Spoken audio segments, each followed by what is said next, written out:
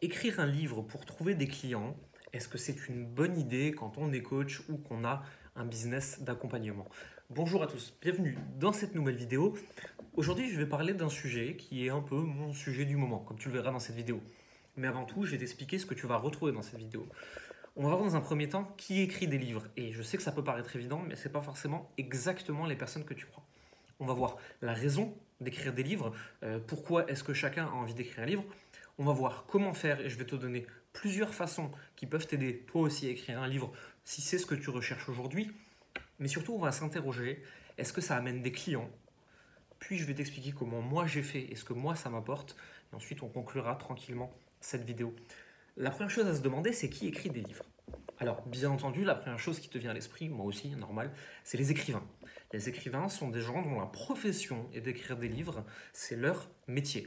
La plupart des écrivains écrivent ce qu'on appelle des fictional books, donc c'est vraiment des livres d'histoire fictionnels, des romans, des essais, des contes, tout ce que tu veux, toutes sortes d'histoires qui n'ont pas vertu à t'enseigner des choses dures de façon art teaching. Ça, c'est métier classique.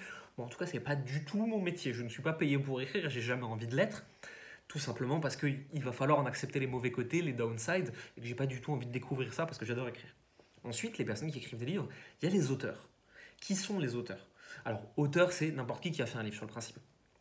Mais plus précisément, ce sont des entrepreneurs, la plupart du temps, des coachs, des choses comme ça, qui viennent poser une expertise et la justifier de façon théorique à travers un livre pour dire je maîtrise tellement bien ce sujet, je le comprends tellement que j'ai pu faire un ouvrage, j'ai pu dédier un mois, 3 mois, un an, 2 ans à ce sujet précis parce qu'il est la pierre angulaire de ce que je fais et de ce que j'ai à raconter. C'est dans cette situation-là qu'on se pose aujourd'hui. Moi, c'est la situation que j'ai vécue, que j'ai appliquée, puisque je viens de sortir mon deuxième livre. La question maintenant que tu te poses sûrement, et moi je t'avoue que la première fois elle était hyper angoissante pour moi, c'est comment faire pour écrire un livre. Et là je vais te dévoiler plusieurs méthodes. La première, c'est celle qu'on connaît un peu tous, c'est celle qui paraît logique.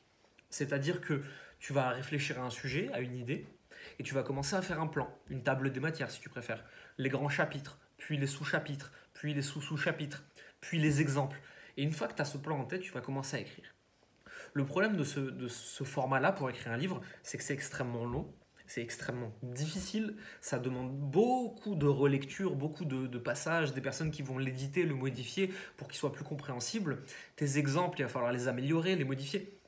J'ai écrit mon premier livre Alignement comme ça, et sérieux, j'ai galéré. C'était super dur, j'en ai chié de ouf. Surtout que moi, j'aime écrire très très vite et surtout pas me relire. C'est-à-dire, une fois que c'est écrit, c'est publié, on oublie, on passe à l'idée suivante. Donc ça, c'était vraiment un truc qui a été une épreuve pour moi, ce premier livre. Si toi, tu aimes passer 6 mois sur le même truc, tu vas kiffer le faire comme ça. Moi, j'ai détesté. Il y a une autre façon de faire, je crois que c'est Frank Kern, le marketeur américain, qui l'a popularisé, qui est de s'imaginer un peu son plan. Et derrière, pour chaque sous-partie, tu vas juste enregistrer un audio de 10, 15, 20 minutes, j'en sais rien, où tu parles de ce sujet-là. Derrière, tous tes audios, tu vas les faire retranscrire. Tes retranscriptions, tu vas les mettre dans ton plan, dans ton doc, où tu veux. Et derrière, en fait, tu vas envoyer tout ça à l'édition. Et c'est des personnes dont c'est le métier qui vont se charger de prendre tes idées hyper brouillons parce qu'elles sont retranscrites de l'oral et qui vont éditer ça en livre. C'est une autre façon de faire, moi je ne l'ai jamais utilisée, mais je sais qu'elle fonctionne, je connais des gens qui l'ont déjà fait. La troisième idée, c'est celle que moi j'ai utilisée. Et je vais t'expliquer quelle est cette idée avant de t'expliquer exactement ce que ça apporte. Ce que j'ai fait, c'est que je n'avais aucun sujet à ce livre. Je n'avais aucune idée d'où il allait. Simplement tous les jours, au fur et à mesure de mes lectures, de mes idées, de mes coachings, des choses que je vivais pendant la journée, dès que j'avais une petite idée de quelque chose en me disant « Ah tiens, ça me fait penser à », j'écrivais un titre, un sous-titre si tu préfères, et j'écrivais 5, 10, 15 lignes sur ce sujet-là, point. Et j'en faisais 2, 3, 4, 5 par jour. Et je me suis retrouvé comme ça, en fait, un peu malgré moi, parce qu'à la base, je voulais juste en faire un petit PDF sympa à envoyer aux gens.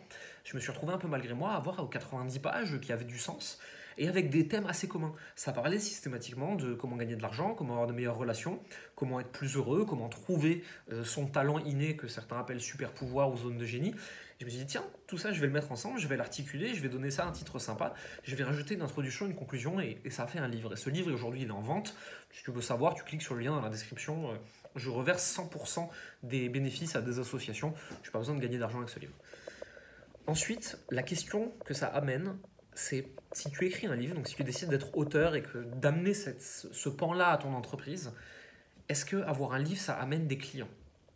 Alors je vais te le dire tout de suite. Si tu n'as pas une stratégie globale où le livre vient s'inscrire dedans, le livre en lui-même est une très mauvaise stratégie pour gagner de l'argent. Soit tu as une stratégie, c'est-à-dire que ce livre va te permettre d'aller faire des interviews, soit ce livre va te permettre d'aller faire des talks sur scène, soit ce livre va être la justification d'amener les gens dans un tunnel, ils achètent le livre, puis autre chose, puis autre chose. Puis... Si juste tu écris le livre, tu le vends et tu te dis les gens vont le lire et vont devenir mes clients, ça se passe rarement comme ça. Ça se passe vraiment rarement comme ça. À moins que tu aies écrit le livre spécifiquement avec la volonté de mettre des choses dedans qui vont amener les gens dans un tunnel. Mais moi, c'est pas ma stratégie. J'ai vraiment écrit ce livre comme ça. C'est des pensées que j'ai eues. Être auteur n'amène pas de clients dans ton business de coaching, d'accompagnement, ou dans ta web entreprise ou peu importe. Donc, le livre, c'est soit toi qui as une profonde envie d'écrire et de partager des choses, c'est mon cas, c'est ce qui s'est passé pour moi, soit il s'inscrit dans une stratégie que tu as décidée. Le livre est un vecteur de communication. Le livre est un outil que tu vas utiliser pour être interviewé. Je n'ai pas réussi à le dire tout de suite. Être interviewé. Pour monter sur scène et faire des talks grâce à ce livre qui est ta carte de visite si tu préfères. Ou alors ce livre s'inscrit dans un tunnel, il y en a qui font de la pub, tu sais que moi j'aime pas trop ça, mais ça se fait beaucoup, c'est free plus shipping, tu fais une pub qui dit reçois mon livre gratuitement, les gens ils payent les frais de port, au final ils ont payé le livre, parce que les frais de port ils sont jamais très chers. J'aime pas trop cette technique personnellement, je trouve un peu malhonnête parce que tu mens sur la réalité de ce qui est en train de se passer, et je trouve ça dommage, mais il te faut une stratégie pour que ton livre il fonctionne. Maintenant, du coup, comment moi j'ai fait tout ça? Moi, comme je te l'ai dit, j'ai écrit pendant 30 jours parce que je m'étais mis en vacances de mon business, parce que j'ai besoin de prendre du recul par rapport à l'année 2020 et au début 2021. Et donc, je me suis dit, tiens, je vais commencer juste à écrire des trucs qui me font kiffer, qui m'intéressent. Je savais pas du tout où ça allait aller. Je n'avais pas prévu que ça donne un livre en fait. Hein. C'est un pur hasard des choses. Au fur et à mesure de l'écriture, je me suis rendu compte que ça faisait des pages, des pages, des pages. Et puis il y avait quand même des thèmes récurrents. Et que ces thèmes récurrents, ils étaient en lien avec mon business et avec ce que je lisais et ce que j'apprenais. Je me suis rendu compte que ces thèmes récurrents, mes clients, ils pouvaient en bénéficier aussi, etc. Et au début, j'avais l'intention de l'offrir. Et puis je me suis dit, tiens, c'est un peu dommage. Je pourrais aussi le vendre et en faire un format papier Kindle et donner cet argent à des associations qui en ont besoin. Actuellement, il y a des gens qui ont besoin de ça. Et c'est comme ça que ça s'est créé petit à petit. C'est-à-dire que j'ai suivi mon intuition, mes envies, mes plaisirs, et c'est tout le sujet du livre, suivre ce qu'on aime vraiment faire. Et j'en suis arrivé à un livre qui a de bonnes chances de durer dans le temps et d'être lu par beaucoup, beaucoup de personnes. Et c'est également ce que je te souhaite. Si tu veux en savoir plus sur tout ça, je te mettrai, il y a un seul lien dans la description, tu cliques, tu regardes, ça t'intéresse pas ensuite, t'es une grande personne, tu fais ce que tu veux. J'espère que cette vidéo t'a aidé et qu'elle t'a aidé à y voir plus clair sur est-ce qu'un livre est nécessaire pour attirer des clients, pour avoir des clients ou pour te positionner différemment. Encore une fois, pour moi, un livre ne devrait exister que pour deux raisons. Quand on parle de non-fictional book, c'est parce que tu aimes écrire et que tu aimes transmettre ou parce que tu as une stratégie très précise de ce que tu vas en faire. Si tu n'es pas dans l'un des deux cas, peut-être que écrire un livre n'est pas la bonne chose pour toi en ce moment, peut-être que c'est du défocus, peut-être que c'est te disperser et que ce n'est pas ce que je te recommande aujourd'hui. Si cette vidéo peut intéresser quelqu'un que tu connais, je t'invite à lui envoyer, parce que comme ça on pourra aider une personne à la fois et je trouve ça cool.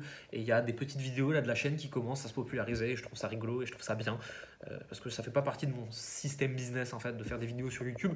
Je le fais essentiellement par plaisir, parce que j'aime partager justement. Il y a beaucoup de choses que je fais exactement comme ça. Si tu es d'accord avec ce qui a été dit dans cette vidéo et que tu trouves qu'elle t'a apporté quelque chose, n'hésite pas à mettre un pouce en dessous, ça aide à la populariser et à dire à YouTube qu'elle est bien, qu'on a fait du bon boulot ensemble.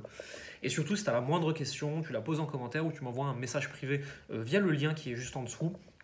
Il n'y a rien à vendre, rien du tout, tranquille. On peut se parler comme des humains. Tu m'envoies un message, si je suis dispo, je te répondrai. Si je suis pas dispo, c'est mon équipe qui va lire ça, elle m'enverra le message. Je te répondrai quand je serai dispo. Dans tous les cas, on peut échanger ensemble tranquillement. C'est tout pour aujourd'hui et je te dis à très bientôt. Bye.